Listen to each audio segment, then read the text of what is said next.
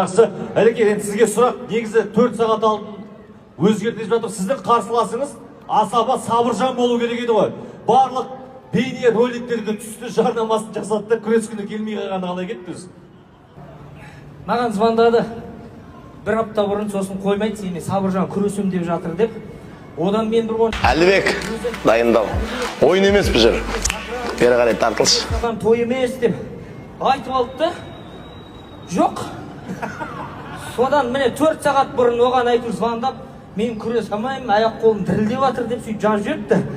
Сабыржан қайтарып енді уәде бердің ба? Прям осылай айтайын ба? Дат айтқандай. Айналайын Сабыржан, досым, бауырым. Болатын елдің жігіттері бірін-бірі батыр дейді, болмайтын елдің жігіттері бірін-бірі қатын дейді. Дәл қазір сені екі сөзге де қимай тұрмын. Мына жерде қаншама менің жас інілерім бар.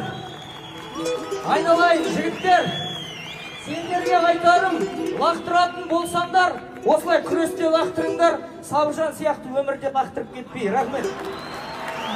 Бәрекелді, Әлеке.